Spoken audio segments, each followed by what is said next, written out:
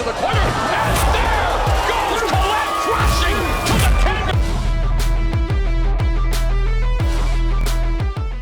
Some people came and they said they wanted to. We have quite a bit of uranium here, quite a bit. And some people came and they said they wanted to export uranium. I said, no, I will not allow anybody to export our uranium because we need it.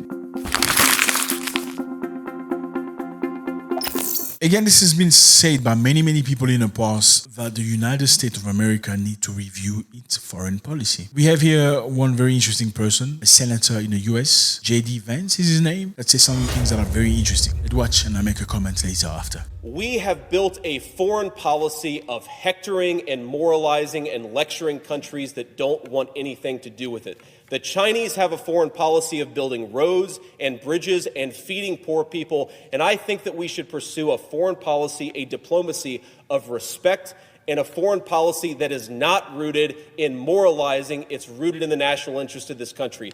Because Ambassador Sullivan is at the lead of moralizing instead of pursuing America's national interest, I object. Yeah, well, I objected, and I think that it's important that we have a full debate in the Senate because we have a foreign policy right now, I hate to say it, from the Biden administration that's based on hectoring and moralizing, that's based on taking the most radical far-left ideas and basically building a moralizing foreign policy around that instead of trying to make a trade with people where they get something good and we get something good in return. It's a complete dereliction of duty. It's terrible for our foreign policy. And to your point, if you're in Ghana, what do you want? A lecture from a woke white woman in America, or do you want somebody to help you build hospitals, roads, and bridges? It's an easy answer, and the fact that we're sending so many diplomats to Africa and other places who can't answer the question the right way is really troubling, and we need to, at least in this country, have a debate about it. This is absolutely amazing to hear. Absolutely amazing. This man, let me just clap for him because I believe whatever he said, if somebody else had said it, I mean, someone from a different country, it would have sounded like being bitter or just complaining or something. It's great that it comes from an American and not just any kind of American, a senator in the United States who understands, who sees clearly what's happening with America's foreign policy. I mean, in the past couple of years, you can see people are fed up. People are kind of tired of being told what to do. This is how you should live life. This is what we think. And this is the policy of Joe Biden government. So basically, Democrats kind of mentality, sort of ways of life slowly being imposed to other people in a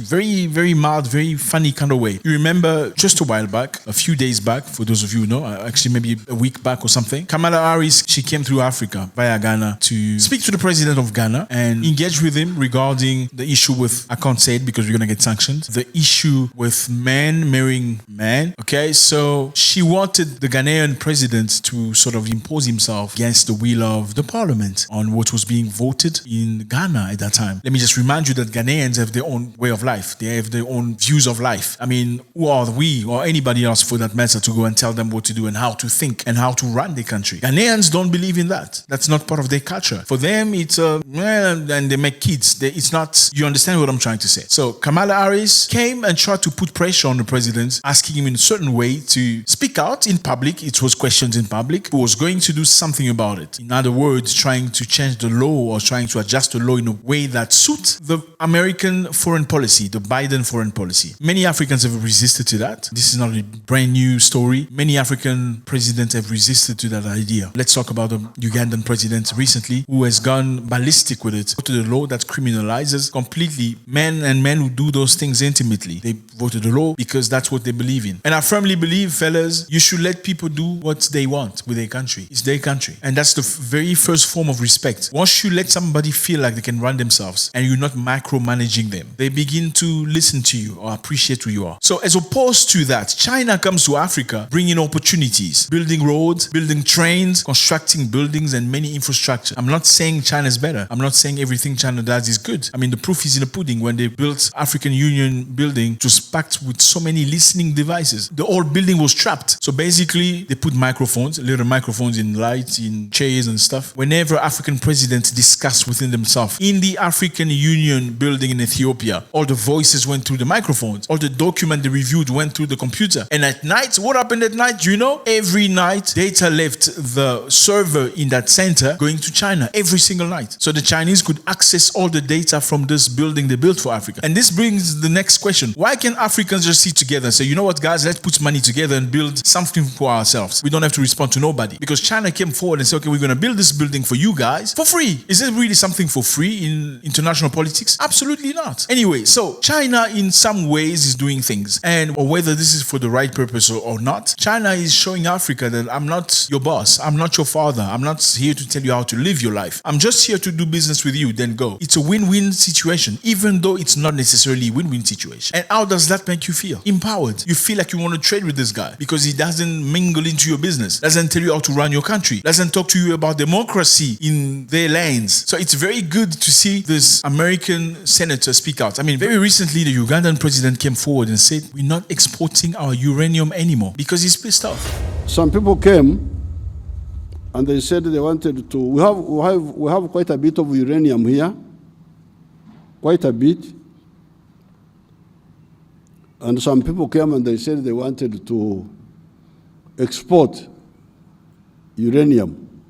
I said no, I will not allow anybody to export our uranium because we need it. We need it here. We need it for our power generation.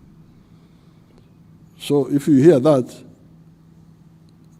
then don't be surprised. I am the one who stopped the export of uranium, and I will not allow it as long as I'm in charge here.